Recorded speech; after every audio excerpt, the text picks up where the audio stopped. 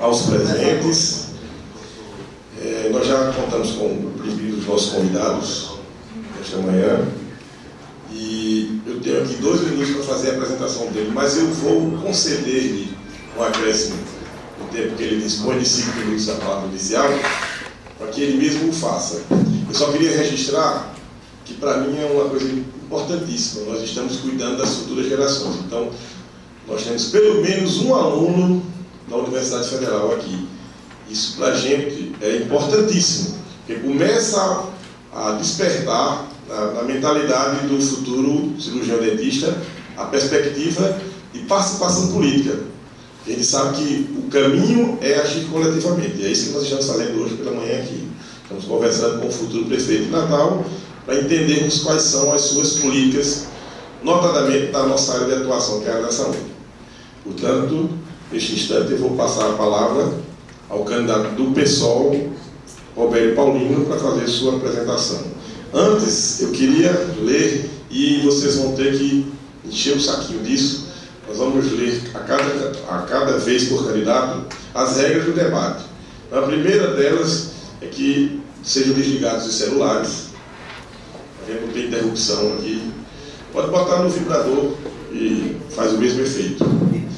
O debate é aberto a todo e qualquer cirurgião dentista e alunos de odontologia. É proibida a entrada ou ingresso aqui no recinto de bandeiras, ou cabos e hastes de qualquer candidato, facultando-se apenas ao uso de camisetas alusivas à candidatura de cada um. A mesa diretora dos trabalhos irá interromper o debate quando houver, por parte de qualquer dos presentes do recinto, manifestação de vaia ou ofensa pessoal. Isso eu acho que é necessário dizer. Todavia, com precaução, não admitiremos vaias a qualquer dos candidatos presentes aqui, haja vista ser esse, Robério, um desdobramento do debate que tivemos lá no centro da cidade. Acredito que foi muito bem conduzido, apesar de algumas desavenças no final. Você estava presente, né? Hoje será um por cada vez, portanto é uma conversa sua com a categoria. Não serão toleradas ofensas pessoais, mas exageração de caráter discriminatório ou preconceituoso relativo à raça, cor, gênero, opção sexual ou qualquer outra prática que atente contra os valores da ética, democracia e respeito à dignidade humana. O filiado, sindicato ou militante que reincide na prática de vaiar ou ofender pré-candidato ou orador será convidado a retirar-se do recinto. Bom, sem mais delongas, vamos passar a palavra ao professor Robério Paulino, que irá fazer uma breve apresentação do seu currículo, se o desejar, e depois terá 5 minutos para falar das suas propostas. Pessoal, primeiro, muito bom dia para vocês. A gente queria me desculpar com vocês o atraso, que ontem nós tivemos aí, não sei se vocês acompanharam o debate da Record, entrou madrugada dentro, né? Então, hoje pela manhã eu acordei, tenho que negociar com o filho para ir para a escola, até acordar, eu voltei, eu ajudo minha companheira que sai mais cedo. E encaminhar um monte de coisas para poder ver.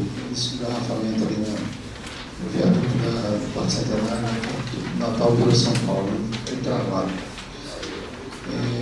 Gente, primeiro, me apresentar, eu sou o professor Robério, sou professor da UFRN, locado no Departamento de Políticas Públicas, lá no campus.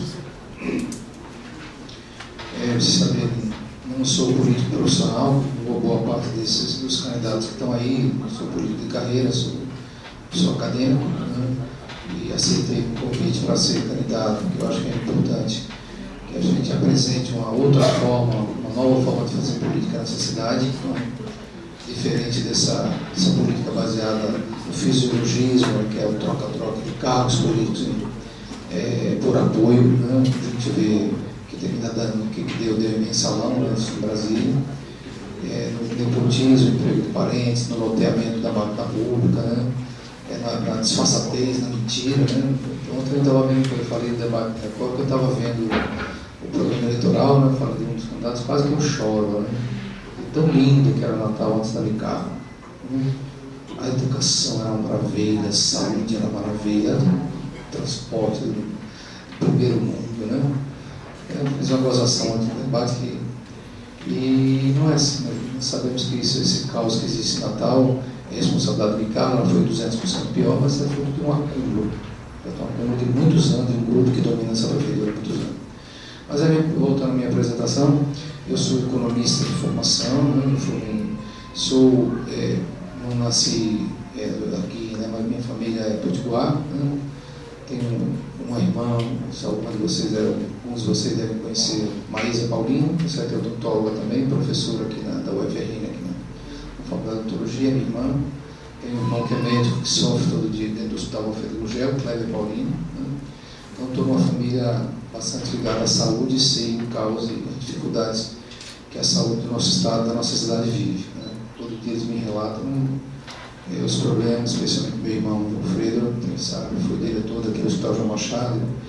Cada vez que eu entrava ali, eu saía arrepiado, que eu via do horror que eu vivia dentro. Né? Então, sabendo, como eu falei, eu sou economista, me formei, saí daqui, fui ex-aluno da DFED, me formei em São Paulo, na USP, onde eu fiz até o meu doutorado nessa área, e não sou militante, não sou um profissional, na verdade eu me considero um acadêmico e um militante social há muitos tempos. Desde jovem, o que eu fiz na minha vida foi estar em lutas ao lado do povo, fui dirigente sindical no passado, né, há bastante tempo. Hoje não participo mais da atividade sindical, faço mais ensino, pesquisa com vocês. É isso. E aqui, tá certo, me orgulho de ter continuado, apesar de 35 anos de lutas sociais ao lado do povo, continuar, digamos, nunca ter mudado de lado, tá certo? Mudei de partido, mas não mudei de lado. Minha luta é ao lado do povo, de forma coerente contra toda essa podridão do que é essa política brasileira.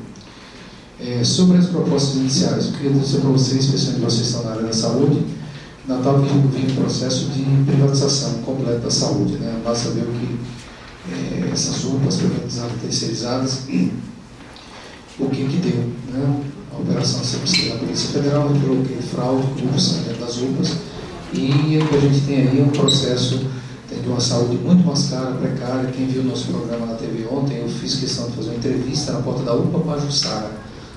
Em 15 minutos que eu fiquei lá, eu vi 4 mães entrando com criança, e a resposta da saída é: a UPA não tem médico, não tem médico, não tem médico. Crianças com 2, 3 semanas de febre, doente, não tem médico. E essas pessoas não têm a quem recorrer. Né?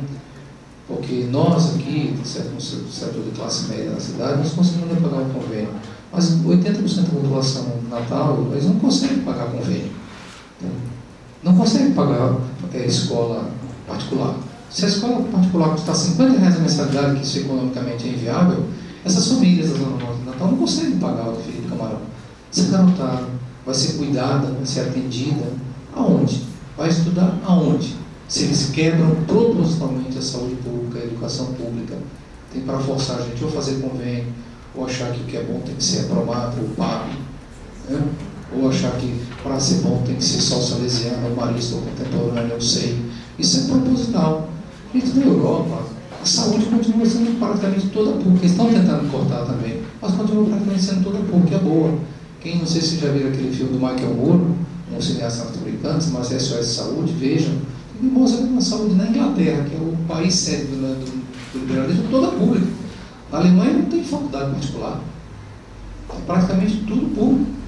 O jovem, se não sair do segundo grau e não ficar em Berlim, vai para o interior. Não tem essa coisa, essa explosão de faculdades particulares. Eu não estou condenando isso porque a gente não tem a escola pública, ainda bem que tem a faculdade particular para as pessoas estudarem. Eu fui professor de faculdade particular há muito tempo. Eu estou dizendo desde o ponto de vista de opções, qual seria a alternativa. Tá certo? Então nós somos a favor de desprivatizar a cidade. A cidade está privatizada na área da saúde, na área da educação. A prefeitura paga milhares de vagas, vem construir as escolas, paga milhares de vagas nas escolas particulares. Na área do lixo, contrato, um monte de contratos suspeitos, né, com a empresa urbana, que o Ministério Público Estadual desconfia de muita fraude, mas ninguém sabe que contratos são esses. Ou seja, a cidade está completamente capturada por grupos privados que desviam dinheiro em fraude e corrupção. Um exame pela tabela da AMB, que o senhor estava verificando que custa R$260, tem laboratório aqui que a prefeitura paga 11. R$11 por um exame que a tabela da AMB é R$260.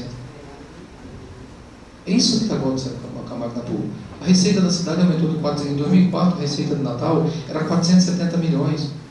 Hoje chega a 1 bilhão e 600 milhões, 7 anos depois, 8 anos depois. Melhoraram o serviço? O IPTU para algumas pessoas triplicou. O IPTU melhorou o serviço? Se a receita aumentou em 8 anos por 3, os serviços melhoraram? Quando tem falta de dinheiro, a Natal está paralisada porque só tem o dinheiro das transferências intergovernamentais, são as verbas vinculadas no governo federal e do estadual, e não tem receita própria. Não, mas assim mesmo a receita própria aumentou e o serviço não melhora. Né? A educação que tem um caos.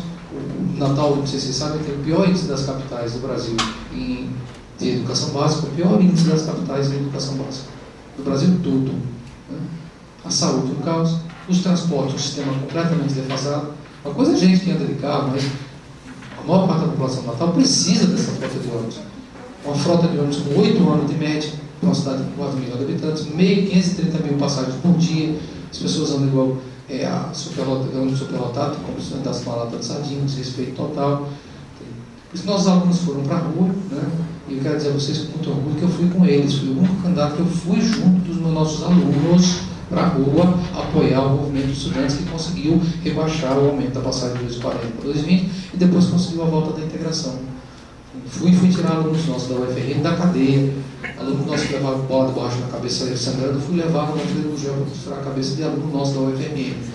Eu faço questão de dizer qual é o meu lado. Esses candidatos aí falam muito no fundo, eu falei, a gente quase chora, né, de ver esses problemas. Mas a gente sabe o que eu chamo da velha política. Chega o domínio dos Maia, dos Alves e do chega dessa velha política, dessa encenação, tem que entrar. Agora que eu peço a vocês, tá certo? Gente, nós estamos aí nas próximas eleições, nos próximos dias. Não alimente com o seu voto. Pode vaiar, não pode não, mas aplaudir pode, viu?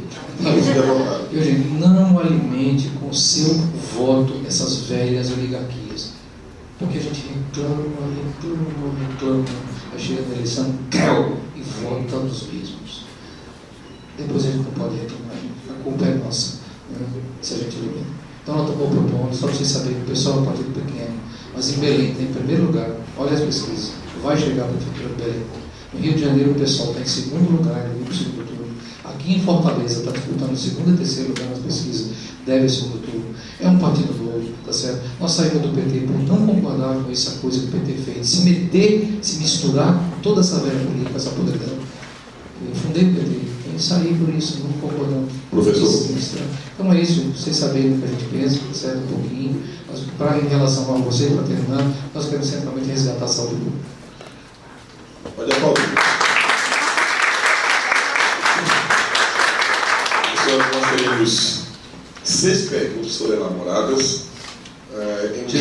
Peguem mole comigo. Não, os assuntos serão iguais para todos os candidatos e serão basicamente a repetição do que aconteceu na aula. Né? Alguma coisa específica da odontologia, mas eu sei que você domina perfeitamente, porque diz respeito a imposto. Não é atendimento ao público, não. Eu sei, estou brincando. Imposto de renda, todo candidato, ou os impostos que são pagos na cidade, todo candidato com certeza domina o assunto. E os assuntos serão rede básica, UPAs e AMES, política salarial, terceirização e concurso versus concurso, municipalizados e impostos. Estes são os assuntos. A gente fez o nosso objetivo aqui é conhecer a cada candidato, então a gente não exagerou em nenhuma questão. Então eu vou passar a fazer as perguntas, serão iguais a todos os candidatos. E os colegas já receberam papéis nesse período em que o candidato responderá as questões já pré-elaboradas. Vocês podem já fazer as suas. A terceira fase, nós daremos direito a 5 perguntas por escrito do auditório para serem respondidas pelo candidato. Então vamos à primeira questão, rede básica. E a cada pergunta, o senhor tem 3 minutos para a resposta. Isesa já saiu para marcar 1 minuto. A pergunta é: como o senhor pretende reestruturar as unidades básicas de saúde e em quanto tempo? Isso inclui aquisição de prédios próprios? Só para complementar, nós sabemos do desmantelamento e o sucateamento da rede básica. E eu não estou falando de UPA e AME, não, que vem como uma solução mascarada de privatização. Falando dos postos de saúde que hoje estão fechados, sucateados. A gente teve semana passada, por exemplo, de candidato a vereador, tentando construir prédios próprios em áreas públicas. Fizemos essa denúncia, inclusive conseguimos coibir um avanço de uma construção dessa. Nosso sindicato fez isso na Zona Norte. Mas nós sabemos que a maioria deles, mais de 90%, é alugado, dos prédios. A gente quer saber se o candidato, como prefeito, uma vez prefeito, pretende reestruturar esses prédios e se essa reestruturação passa pela aquisição de prédios próprios. Nós vamos tentar fazer isso o mais rápido possível. Agora, eu escuto, eu não estou aqui para dizer para vocês o que nós vamos fazer para vocês, para a cidade. Eu me sinto um de vocês, sou um professor. O que nós faríamos se nós chegássemos à prefeitura? Chamar todo mundo para conversar. Porque o dinheiro não é do prefeito, o dinheiro é da cidade. Nós teríamos que chamar o pessoal da educação, da saúde, toda a área, para ver quanto tem de dinheiro e o que nós vamos fazer, coletivamente. Eu não tenho vocação para saber tudo. Eu acho que nessa cidade tem muita inteligência, né? Nos conselhos de odontologia, de medicina, de engenharia, de arquitetura. Nós chamaríamos toda essa gente para discutir, para reunir o que tiver de melhor para a inteligência da cidade, para conversar. Nós temos que resgatar o espírito de gestão pública do SUS. O SUS foi uma conquista nossa da Constituição de 81, né? E eles estão tentando cortar com o processo de privatização. Na prática, é negar e destruir o SUS, que eles estão fazendo pela beirada, devagarzinho, estão tentando destruir o SUS. Nós temos que resgatar tudo isso, né? E para nós, tem que ser assim, dinheiro público só para a saúde pública. Chega essa coisa de... Olha, vou dar um exemplo. Só a marca, essa empresa que administra a UPA aqui em Natal, só a marca nos leva 20 milhões por ano. Só a marca, 20 milhões por ano. Olha, são, se não me engano, 72, 74 unidades básicas de saúde em Natal. É isso? Se não me engano, é isso. Né? Acho que é isso mesmo. Acho que são 72. Olha, gente, com quanto... Vocês já foram. Eu levo meu filho num posto de saúde aqui em Neópolis para vacinar. Né? Eu levo meu filho para vacinar no posto de saúde. Gente, vocês já viram como é que são os postos de saúde de Natal? As fichas, tudo no papel. Vocês não aguentam no século XXI. No papel, as anotações das crianças são feitas no papel. Não tem um computador no posto de saúde. Quanto custa um computador em qualquer supermercado aqui? Se você comprar em quantidade, R$100 mil o computador. Então, olha, quanto nós precisaríamos para informatizar esses postos de saúde? Tem R$200 mil? Nem 1 milhão. Me tem 1 milhão. A gente informatiza todos esses postos de saúde. Segundo lugar, coloca um equipamento de um eletrocardiograma para fazer um eletrocardiograma em cada posto de saúde desse. Às vezes, 80% das pessoas que procuram o sistema de saúde procuram nos postos, que vocês sabem que é o então, de entrada do sistema, é o sistema de saúde. Se a gente não colocar ali um aparelho de eletrocardiograma, só para vocês verem, uma pessoa que está às vezes com uma crise hipertensiva, que se não é tratada ali, vai parar no valfrigo infartado, que é muito mais caro, o diagnóstico tem que ser, diagnóstico e a ação tem que ser resolutivo ali, para evitar que a pessoa vá para a emergência ou para o hospital. Então tem que equipar, a prioridade tem que ser a atenção básica, se a gente puder, se tiver dinheiro, imediatamente, tirar essas coisas de aluguel, recuperar, está tudo cheio de infiltração, os postos abandonados. Eu fui no Pajussara também do posto de saúde, a placa da frente toda quebrada, né? Você entra uma desolação nos postos de saúde de Natal. Nós temos que recuperar, e não é falta de dinheiro. Se essa empresa marca nos leva 20 milhões por ano, com 5 milhões, 10 milhões, no ano a gente recupera esses postos todos. Professor Roberto, a segunda questão envolve AMES e UPAs. É uma novidade para todo brasileiro, né? Como o senhor vai trabalhar os contratos com AMES e UPAs? As direções das mesmas continuarão com organizações sociais privadas? E o serviço fim, que é a contratação dos profissionais, vai continuar sendo feito, ou os profissionais serão contratados por concurso, ou serão contratados via CLT? Eu complementaria, e os profissionais já da rede poderão ser utilizados ou deverão ser utilizados nas AMES e UPAs? Olha, gente, primeiro é o seguinte, se nós chegarmos à prefeitura, nós vamos proceder ao processo geral de desprivatização. Esse é o programa nosso. Eu sugiro que os próximos candidatos que vocês vão passar aqui, vocês perguntem. Carlos Eduardo está tendo para criar várias UPAs. E eu pergunto para ele nos debates, privatizada, e ele fica dar uma decisão sem braço. Não responde porque ele quer continuar esse modelo. Tá certo? Infelizmente, mesmo a presidente Dilma tem vindo inaugurar UPA privatizada. UPA privatizada. Nós vamos proceder a um processo de desprivatização e fazer concurso para montar essas equipes. A nossa posição. Tá certo? Chega desses contratos privatizados. Eu falo para estender aqui um outro assunto para vocês, que nós queremos, na prefeitura como um todo, acabar essa coisa de carro comissionado. Tá certo? As pessoas que ganham um salário mais baixo, nós vamos ter que ter um pouco de cuidado, mas os cargos elevados, vamos acabar com isso. Eu vou dar um exemplo para vocês. Falo de democracia do Brasil.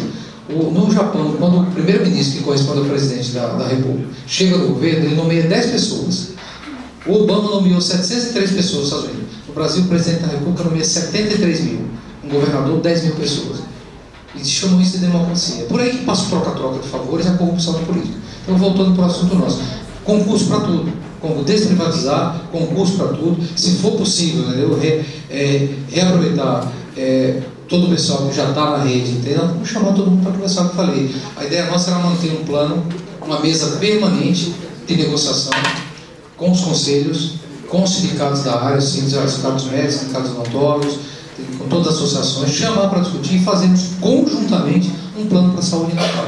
Eu falei para vocês, nós não vamos, digamos, chega desse tipo de gestão autoritária. O sujeito pegar lá em cima, entrega para um gestor ignorante, porque é do partido tal, da minha coligação, coloca um sujeito que não entende nada de questão, às vezes, que é técnica, na área da saúde, na questão da educação, o gestor completamente ignorante, para contemplar a base de apoio dele. Não vamos fazer isso. Nós vamos chamar os profissionais da área, da educação, da saúde, etc., para discutir um plano para cada um desses setores, democraticamente, ver quanto dinheiro tem e quanto nós vamos coletivamente, de igual para igual, nós vamos destinar para cada área, escolhendo as prioridades, dependendo do que seja mais necessário. E não uma decisão de cima para baixo, que isso tem que acabar. Então, nós vamos fazer um processo de gestão coletiva de igual para igual. Não é orçamento participativo, como fazem algumas cidades, estamos dizendo aqui, que o Carlos Eduardo fez, o orçamento participativo decidir a destinação de 2% do orçamento. Não é isso que nós queremos. Nós queremos chamar todo mundo para decidir sobre a totalidade do orçamento. Abrir as contas, mostrar para todo mundo da cidade. A cidade não é do prefeito. É assim, a própria cidade que tem que decidir as prioridades do orçamento municipal. Assim que nós vamos agir. Processo de chamar todos vocês para conversar. A terceira questão envolve política salarial, que interessa a uma boa parte dos que aqui estão, são funcionários da prefeitura ou municipalizados. Há um plano de cargos, carreiras e salários, por remuneração, que necessita de reforma. Isso foi feito com a prefeita Micaela. E há uma database no mês de março de cada ano para os servidores do município. Como o senhor vai agir nestas duas questões?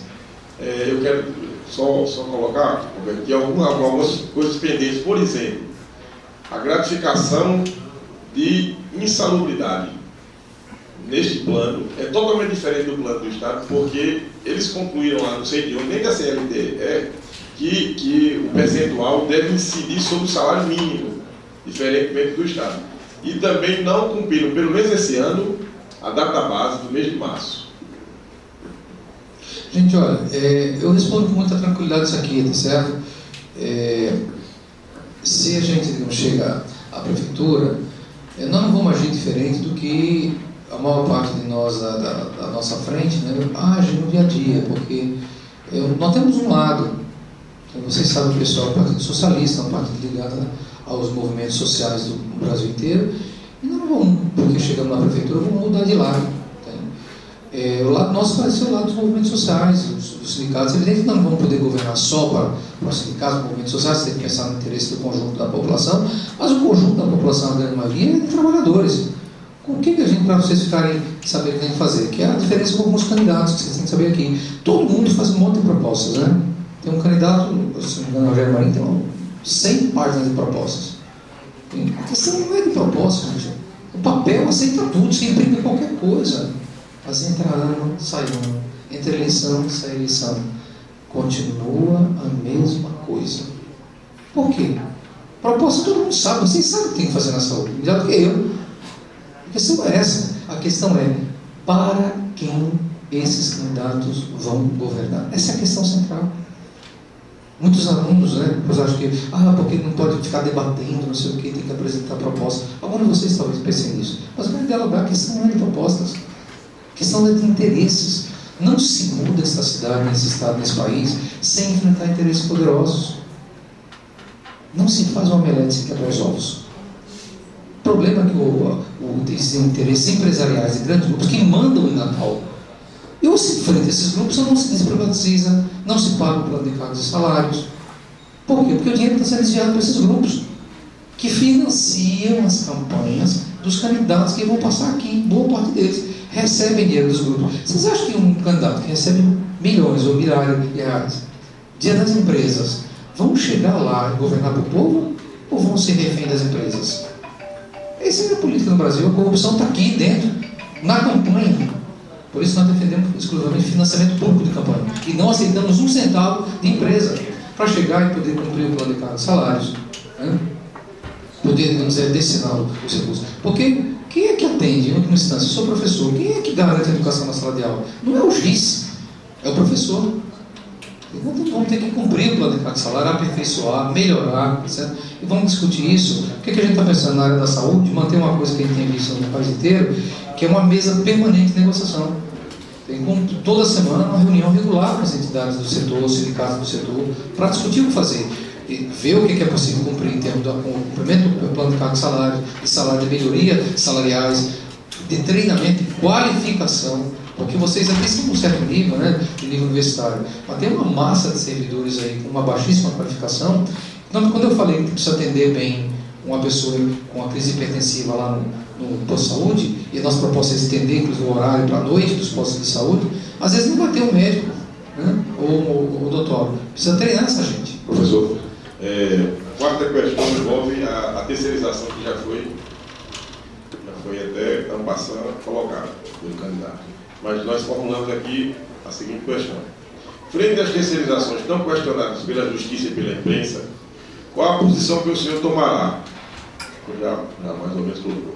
Em caso de substituição dos trabalhadores, aí eu evoco a saúde especificamente, o senhor vai abrir concurso? Deixa eu especificar a pergunta. Se as AMES e as UPAs forem estatizadas, a prefeitura vai tomar conta delas. Os trabalhadores continuarão sendo seletistas ou serão substituídos através de concurso? Imediatamente concurso. Imediatamente. A nossa posição, que é a posição das entidades do setor, não só aqui em todo o país.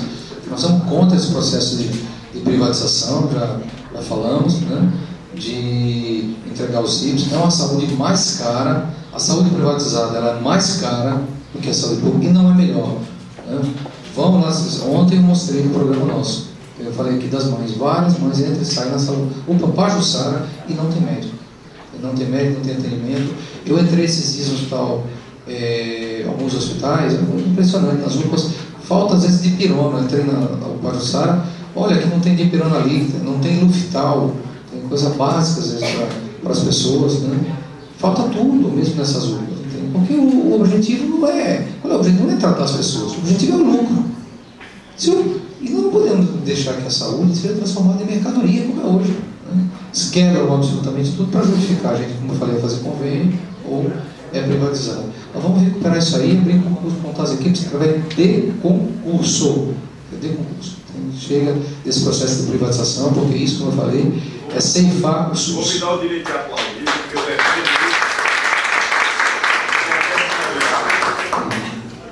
mas tem candidato aqui que vai falar maravilhas da saúde, mas não fala que vai desprivatizar.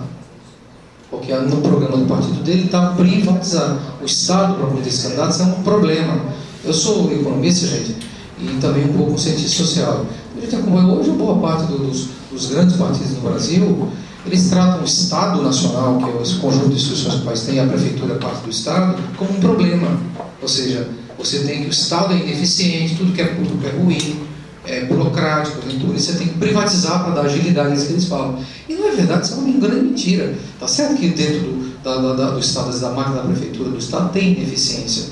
Mas não é para combater a ineficiência, para conseguir eficácia, que você precisa privatizar. Combata o problema de ineficiência e ineficácia dentro da prefeitura do Estado. Isso não implica necessariamente privatizar. Às vezes você fez toda a ideologia desde o Collor. O Collor plantou um desserviço imenso ao Brasil. Entendeu? Quando ele falou que tudo que é servidor público era o quê? Marajá, não sei se é nenhum. É um modo de serviço que alguém pode ter feito ao serviço público no Brasil. Quem é funcionário público é Marajá. Eu sou servidor, né? Servidor federal. Todos nós somos Marajás.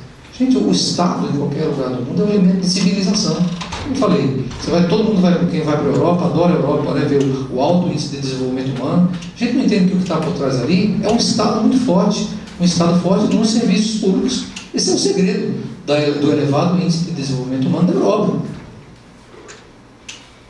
Não tem outra forma. Você arrecadar mais impostos, especialmente das classes mais ricas, né?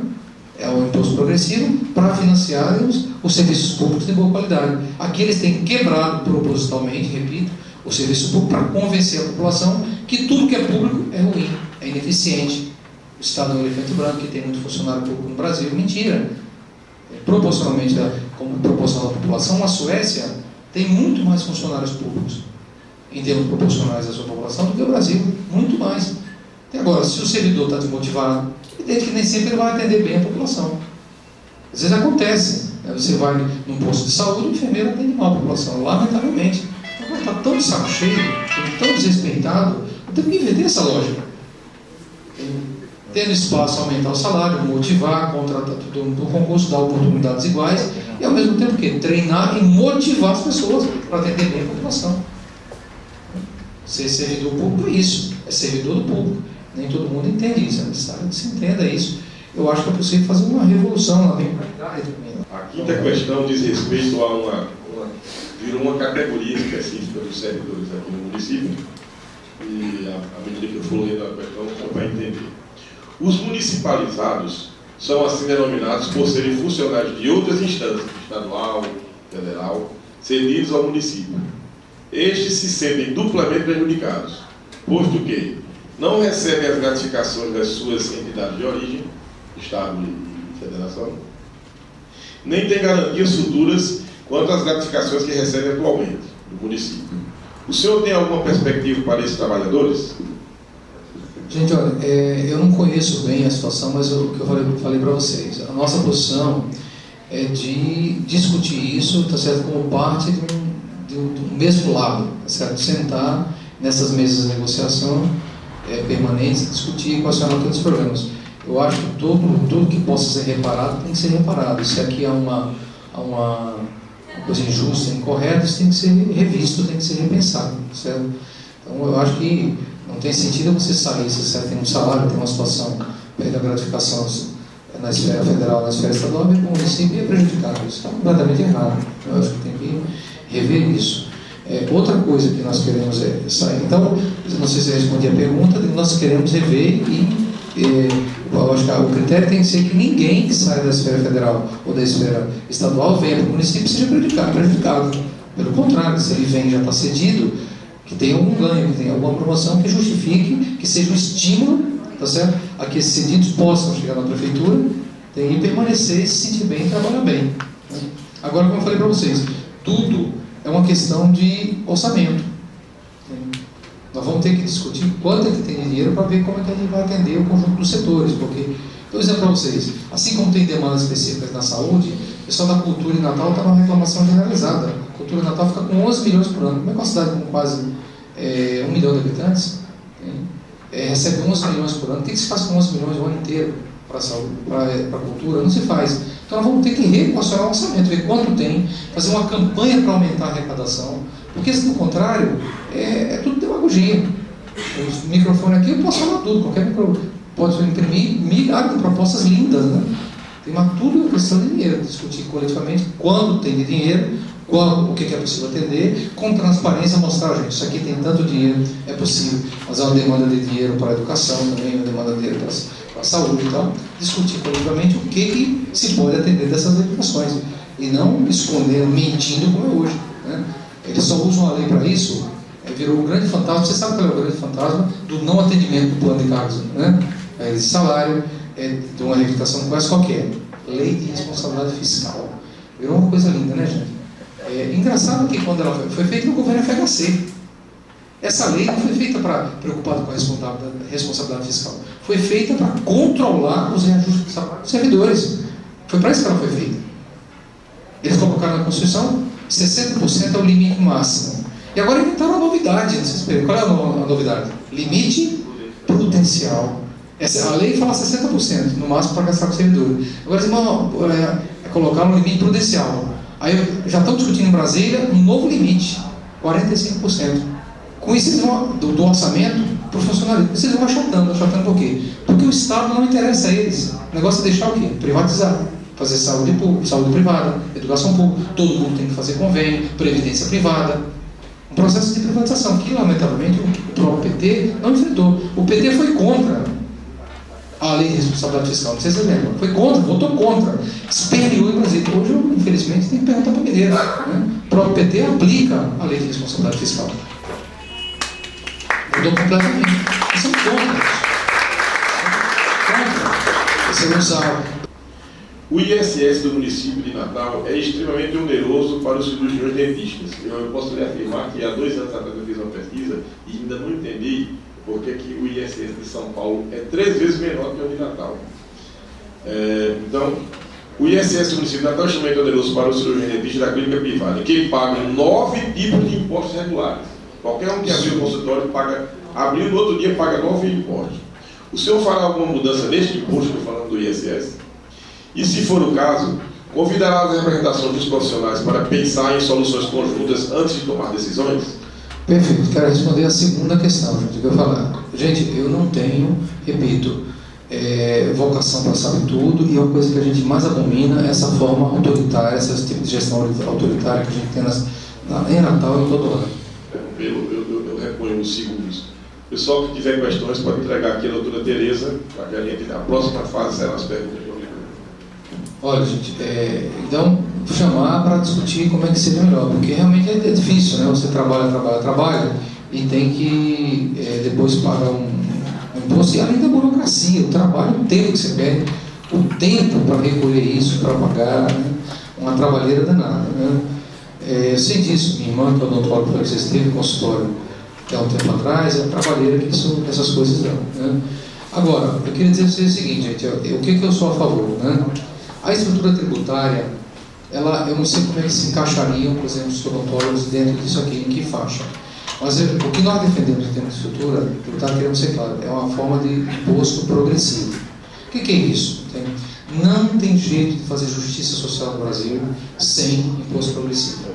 O que é isso? As classes que ganham menos têm que pagar menos. Por exemplo, a nossa proposta em Natal é isentar de IPTU todas as famílias que tenham renda familiar até 3 salários mínimos. Ou então que paguem muito pouco. E quem é que tem que pagar mais? As grandes empresas. Eu acho que no nosso caso médio, eu não estou a favor de aumentar nem um centavo. Eu acho que tem até que rebaixar, porque quem paga imposto no Brasil é a classe média. A estrutura, digamos, de imposto no Brasil é muito perversa. Uma pessoa que ganha salário mínimo, vocês sabem, paga mais imposto proporcionalmente à sua renda do que o Itaú. O Itaú, por ano do que ganha, paga 18% de imposto. Sabiam? Um banco japonês fica mais rico 3% ao ano, aumenta o patrimônio 3% ao ano. Os bancos brasileiros aumentam o seu patrimônio 23%, 24% ao ano. Num ano. É um paraíso dos bancos. E paga um pouco de imposto. Porque o imposto no Brasil, ele está embutido no pacote de café, no arroz, né? No sapato, na roupa. É uma carga tributária perversa, regressiva. Nós temos que mudar, fazer tudo que seja possível para implantar uma carga tributária progressiva. Quem ganha menos paga menos, quem ganha mais paga mais. Vou dar só um exemplo para vocês. Esses espigões que estão surgindo em Natal, quando o Carlos Eduardo, não sei se perceberam no debate da TVU, não soube responder uma pergunta que era outorga onerosa ou potencial construtivo. Não sabia, o cara foi prefeito e não sabia. Coisa que eu discuto todo dia lá no Departamento de Políticas Públicas. Quando você vai construir um prédio, se você podia construir ali 3 andares apenas, potencial construtivo. Se você quiser construir 30, você tem que pegar os 30 andares que passam, calcular a área, pagar o imposto sobre isso. Em Curitiba, o imposto à outorga, a gente chama 70%. Em Natal, sabe quanto é que é a outorga em Natal? 1%. É o paraíso das construtoras. Agora, quem vai dobrar a bitola do cano para colocar água nessas ruas? Ou para fazer esgotamento? Vocês não querem pagar imposto. Nós vamos ter que mudar essa estrutura. Construtor de Natal vai ter que pagar mais imposto. Goiânia 70%, Curitiba 70%. Por que Natal é 1% o imposto para essas empresas colocarem esses espigões aqui? Nós não somos a favor, a priori, de imposto. Não vamos dar imposto para ninguém. Mas a estrutura tributária tem que ser mais justa. E eu acho que para a classe média, que hoje é quem é mais sufocada, tem que aliviar. Minha opinião, tem que aliviar, rediscutir e chamar, digamos, vocês para ver que formas tem. Eu, se pudesse fazer uma reforma tributária, teria um imposto único no Brasil todo. todo mundo sobre o negócio pagava um imposto, eu juntar tudo isso e pagaria um imposto. Que é a proposta que está lá. Mas por que a reforma tributária não anda no Brasil? Porque as classes mais ricas, bem, as grandes empresas, estão muito satisfeitas com a estrutura tributária. Porque elas pagam menos, proporcionalmente, do que a classe média e as classes mais pobres. Sobre o que ganham. Isso tem que mudar. Então nós temos que proceder uma rediscussão de toda a estrutura tributária. Professor,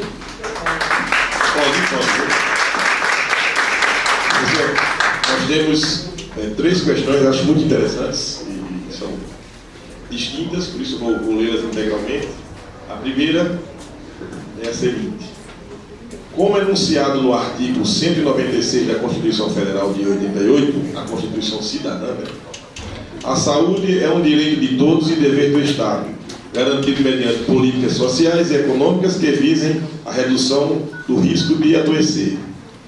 Isso, candidato, não se consegue somente com a colocação de cirurgiões dentistas no serviço, pois é preciso trabalhar a promoção e proteção na saúde bucal, por exemplo. Se eleito, como o senhor pretende trabalhar essas políticas sociais e econômicas para a saúde bucal? Gente, olha, isso aqui foi feito por um aluno, viu, da Universidade Federal. Sim. Não vamos dizer o nome, porque não vamos dizer. Olha, como eu falei, você talvez tenha até algum aluno aqui da minha irmã, né, da professora Maísa. Tem alguém aluno da Maísa, gente? Chegaram.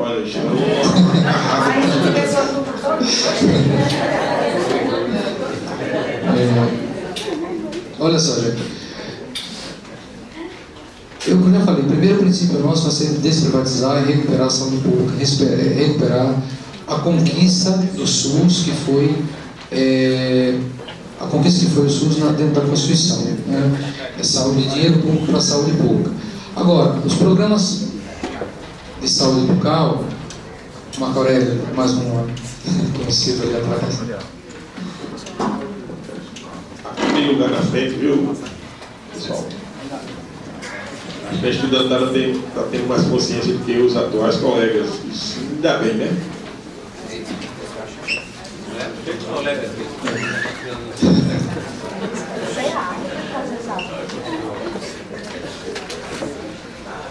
Olha lá, chegou a dona Maísa Paulina ali.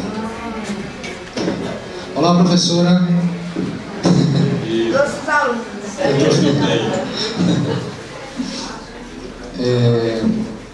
Eu acho que tem que fazer esses planos de saúde bucal com urgência, como eu falei para vocês.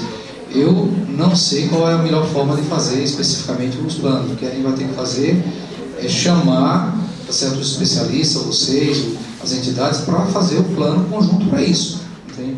Eu não vou aqui me meter, digamos, a propor isso, aquilo, coisas que são muito específicas. Eu repito, eu não tenho vocação para tecnocrata. Eu sou professor do Departamento de Políticas Públicas da UFRN. Todos os dias eu ensino nossos alunos a fazer planos, escrever, porque a gente perde muitos editais aqui no Rio Grande do Norte e Natal, porque não tem gente qualificada no Estado, que parece, para escrever mesmo um plano, um programa, um projeto, não sabe escrever um texto de como se faz e perde. E a gente já parte do pressuposto que Brasília, quem vai ganhar mesmo os editais do Ministério da Saúde é o pessoal do Sul e do Sudeste, um complexo de inferioridade, e não escreve um plano. Então a gente todo dia treina, né, os gestores que a gente vai colocar na rua da UFRN, do nosso curso de política, vai escrever um plano, um programa, um projeto em todas as áreas, ajudar o pessoal da saúde e da educação a saber escrever um plano. Agora, eu digo o seguinte, eu não tenho vocação para tecnocrata, para dizer assim, vai ser assim e dizer o que tem que fazer. Esse tipo de coisa, um plano na área de saúde bucal, eu acho que vocês sabem muito melhor do que eu o que fazer. Todo mundo tem que fazer. Chamar a comunidade da área, assim como para a educação, para o transporte. Tem muitos especialistas em educação, transporte e saúde na UFRN, na UNB, na UFASEX. Tem muita gente aí, muita inteligência, como eu falei no começo. Nessa cidade nós temos que reunir o que tem de melhor e coletivamente discutir um plano e não impor de cima para baixo como foi feito hoje. Então, como eu entendo, acho essencial essa discussão da saúde bucal. A minha filosofia de saúde é que a saúde preventiva ela é muito mais barata. Educar as pessoas a não ficar doentes é muito mais barato do que curar, é o que eu acho. E a questão da saúde bucal é essencial. Então acho que tem que fazer um plano, mas repito, tudo vai passar, tá certo, por pelo dinheiro. Quanto tem, que a gente vai poder distribuir coletivamente, discutir quanto vai para cada lado. Professor, bom, eu queria só fazer uma colocação, viu, professora Maíra. Há uns 20 dias atrás nós fizemos um ato público aqui em Natal, no feriado, no 7 de setembro. Nós tínhamos 90 alunos de medicina com a gente na rua, além das unidades médicas, e tínhamos 3 dentistas. E um candidato a prefeito. E um candidato a prefeito. Exatamente.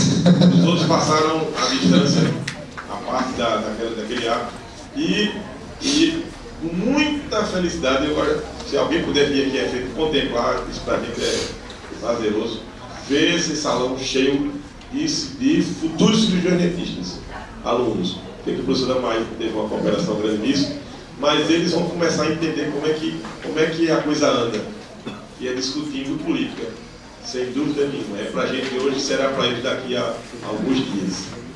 Exemplo de cidadania, parabéns, gente. A segunda questão, e a primeira questão foi de um aluno, eu li aqui, muito bem colocada.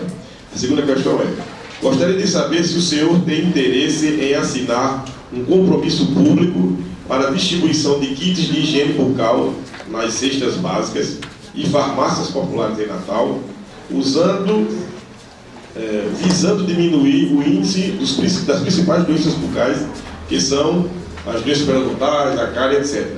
Professor, isso aqui advém de um projeto de uma ONG brasileira, professor Dr. Vivancos, São Paulo, que já atende a milhões de brasileiros hoje e tem colegas, há mais de 14 mil no país, que se distribuem atendendo gratuitamente a população. Então, nesse projeto, eles já estão pensando na prevenção.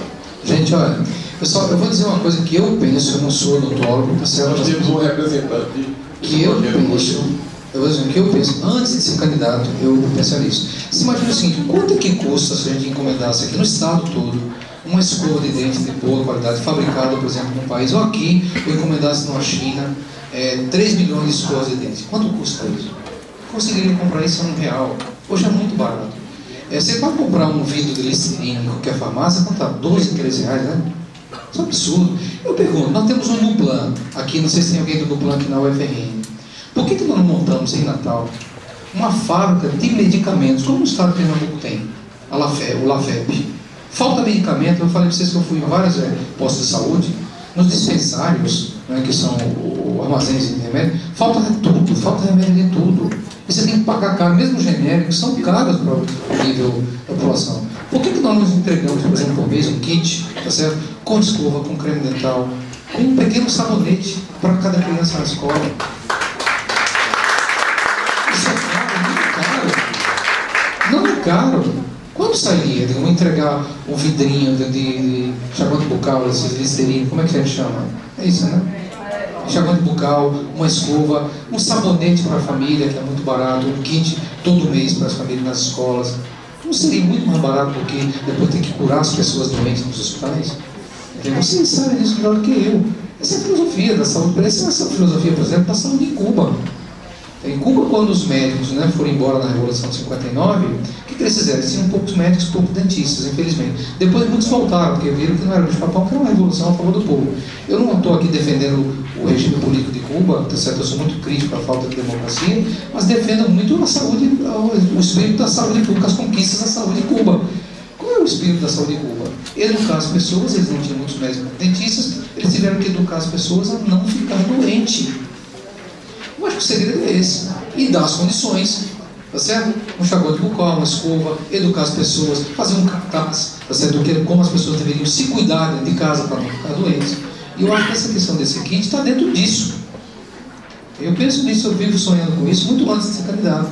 A gente poderia entregar no Estado mensalmente um kit desse. Oi? Claro, é cobrado em casa. E você já entregaria nas escolas. Mas uma coisa dessa, eu acho que tem que entrar, na minha opinião, tem que entrar centralmente pelas crianças. As populações mais velhas são muito resistentes, às vezes, a receber coisas novas. Eu acho que tem que entrar num convênio com os professores, pelas escolas.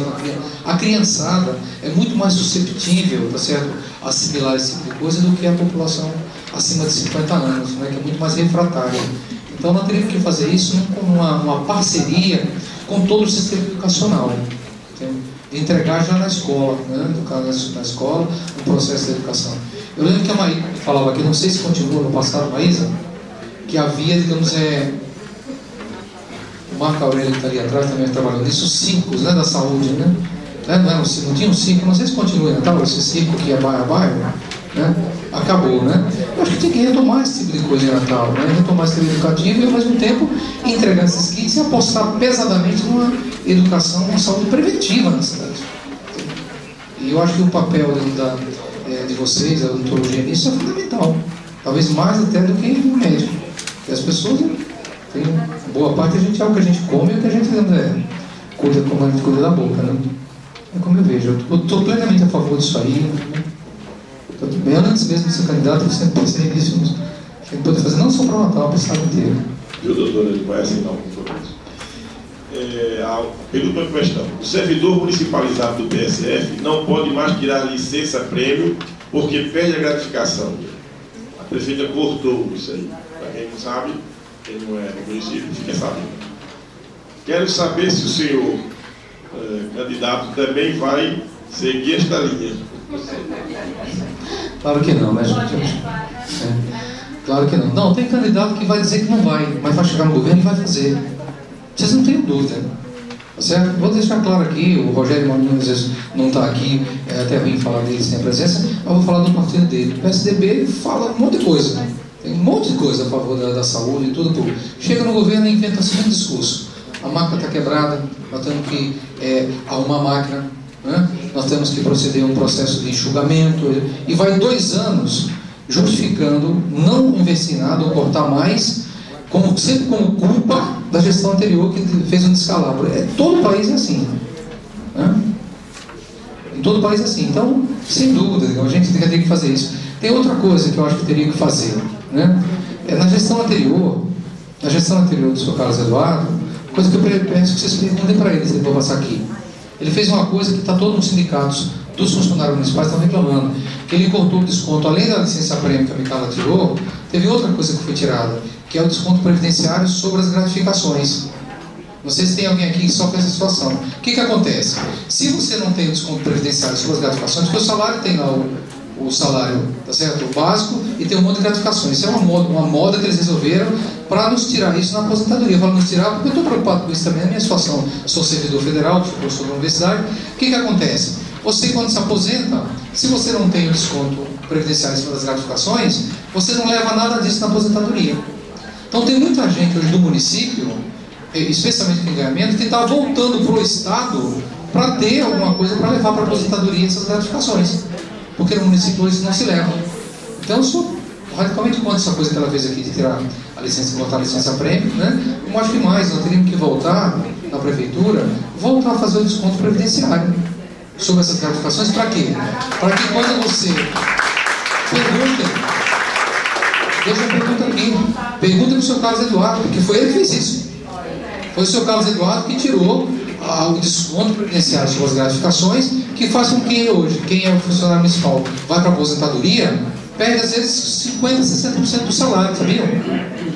Porque você não leva isso, sem desconto previdenciário, você não leva para a aposentadoria.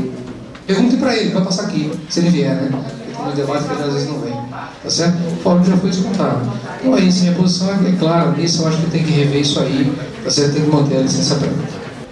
A última, é importante dizer que o sindicato tem assento no Conselho Municipal de Natal já há mais de 8 anos como titular, e nós estamos atentos a todas as questões do Conselho, e é importante dizer a vocês, enquanto cidadãos da cidade, o professor Roberto certamente sabe disso, que o Conselho é deliberativo. Então as decisões que o Conselho toma, eles têm que ser seguidas pelo prefeito. Não é o que ocorre, mas isso é uma verdade legal. A pergunta é: a última gestão, a atual, né, atropelou as decisões do Conselho. Qual será? Então, o que o Conselho decide lá, por exemplo, medicamento foi jogado no lixo, o Conselho decide uma coisa, e o secretário não toma, em nome do prefeito, a decisão que o Conselho toma. Não segue a decisão.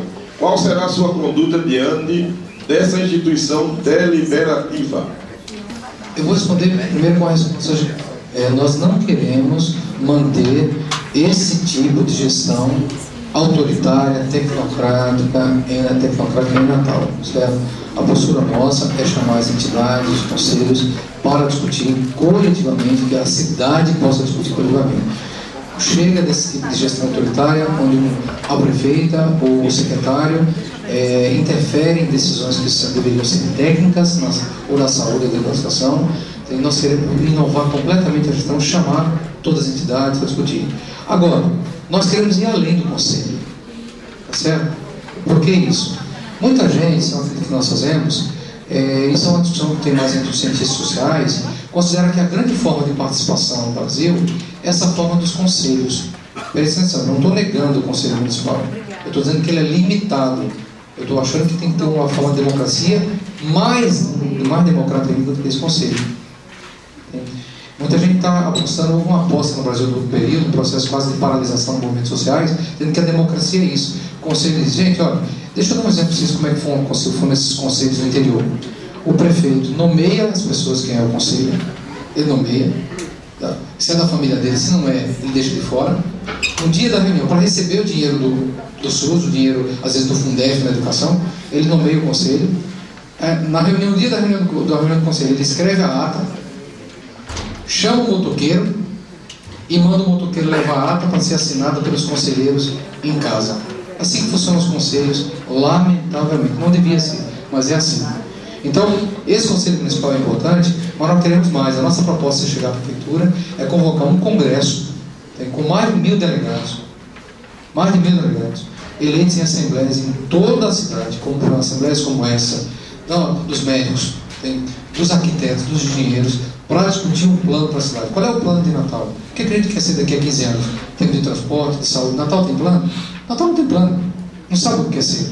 Nós estamos precisando pensar essa cidade estrategicamente, colocar, digamos, o planejamento e a participação social. Agora eu acho que a coisa não se resolve só participando de conselho. Eu quero dizer a vocês que, se depender de nós, Natal, a população vai para a rua, tá certo? Eu acho que a juventude, esse dia da revolta de Ilusão, não sei se teve alguém aqui de vocês, os alunos que participou, eles deram um exemplo a Natal de como se conquista direitos, baixar o preço da passagem, voltar à integração, e não é só por dentro de conselho que a coisa muda, não. A coisa muda com o povo na rua, fazendo ato, como vocês fizeram no 7 de setembro, eu estava lá com vocês, atos, manifestações, é assim que a coisa dentro da Câmara, ocupando a Câmara, como o pessoal do Fórum Micarra fez. Se depender de nós não estimulamos incêndio de ônibus, não. Eu estava na manifestação e nenhuma da UFRN nossa estimulou incêndio de ônibus, não. Mas nós vamos incendiar esta cidade com sonhos,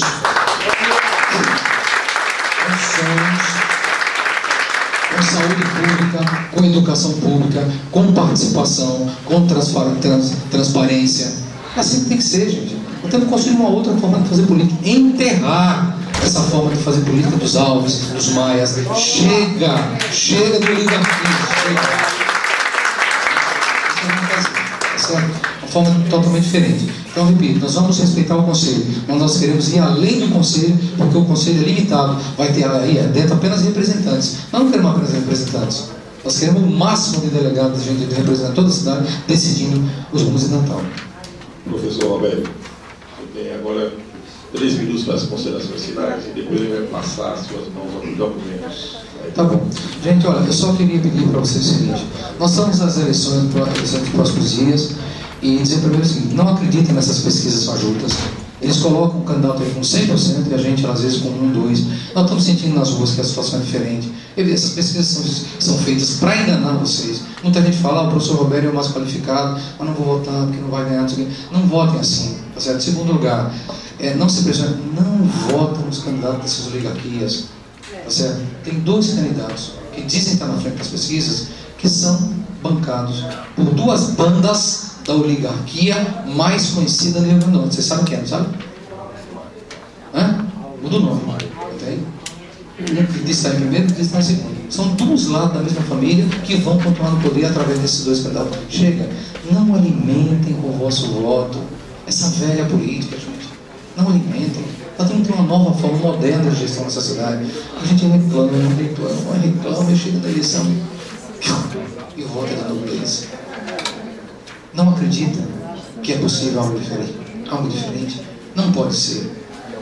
Nós temos uma proposta muito melhor. Eu não me sinto somente o mais preparado, mas não é porque eu vim de uma das melhores faculdades de economia de administração pública do país, a Faculdade de Economia da USP, mas não é por isso que eu me sinto no momento o mais preparado. Me sinto mais preparado porque minha ficha é de 35 anos lutando nas ruas ao lado do povo, tendo passado por prisões, por quebra da minha carreira, acadêmica, fiquei anos afastado sem poder estudar, né?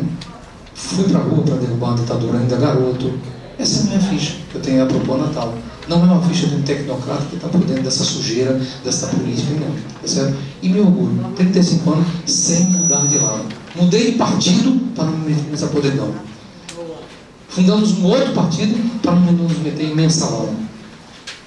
E o pessoal está crescendo no país inteiro, felizmente. Então eu quero dizer a vocês que nós temos uma alternativa melhor, tá certo? Uma alternativa ligada e que vai governar. Não refém de empresa, aceitando financiamento de empresa na sua campanha, não aceitamos um centavo.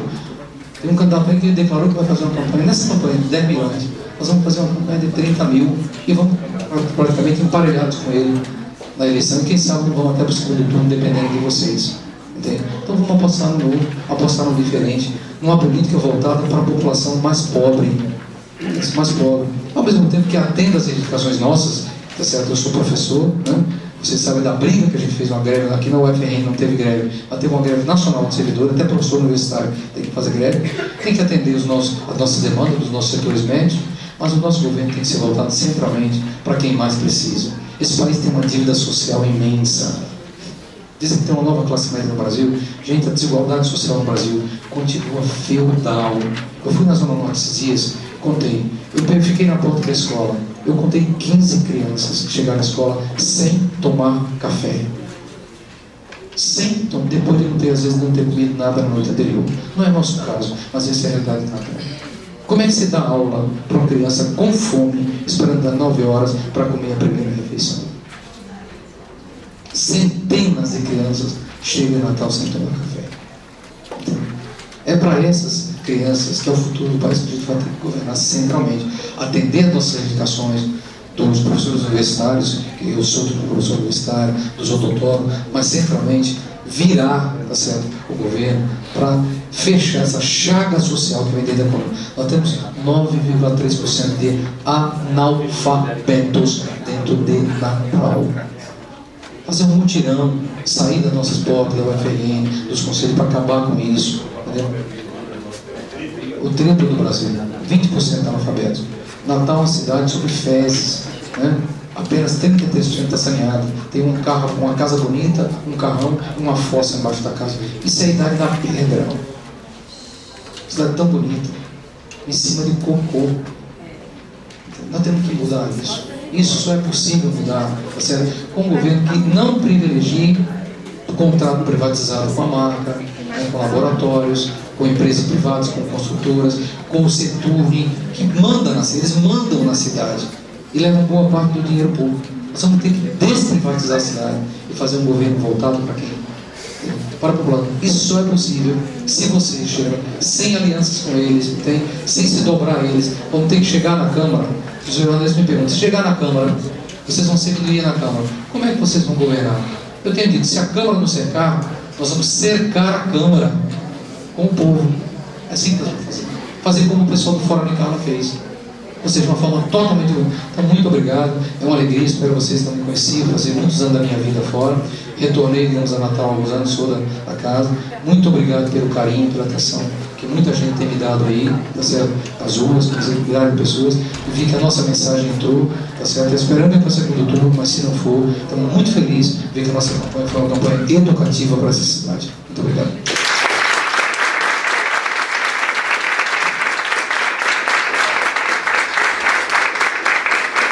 Nós queremos, em nome do Sindicato Odontologista do Rio Grande do Norte, agradecer a presença do professor Roberto Paulinho, irmão de professora Maísa, pode dizer qual orgulho. Eu quero dar parabéns aí pela demonstração de cidadania da galera, tá certo, de ter vindo aqui. Parabéns à professora Maísa, né? Para os alunos, acho que todos os professores têm que fazer isso. E a gente não está aqui por acaso, a gente sabe do envolvimento que traz a decisão de um prefeito. Nossa categoria tem hoje mais impostos por causa de decisões municipais tomadas na Câmara Municipal de Natal e ratificada pelos prefeitos que se seguiram aí. Por isso a gente está conversando aqui tete a tete com cada um. É importante para os que estão no mercado hoje, é muito importante para os que virão. Portanto, a luta começa já enquanto estudante. Estão contidas as reivindicações da categoria para os profissionais que trabalham na rede municipal de Natal. Foram entregues em março. A atual prefeita, que está, desculpa a sinceridade, graças a Deus, saindo. E aqui também tem um relatório do que é a rede básica de saúde do que tange a odontologia no município de Natal, feita por integrantes do sindicato e do Conselho Regional de Odontologia. Passo as suas mãos. Vou pedir à doutora Tereza que entregue aqui, deixar a máquina aí com o doutor Flávio. Ela vai passar as suas mãos, certificado de participação nesse momento para a nossa categoria, muito honroso, mas muito importante. A gente sabe que daqui, desta manhã, vai sair o futuro prefeito de Natal que vai ordenar as nossas vidas. A gente tem o direito cidadão de questionar. Por isso a gente está aqui. Eu pedi à doutora Tereza, passe as mãos. Doutora Tereza, por favor, deixe essa máquina para lá. Vamos aí. Eu sou o Alberto de Compromissos.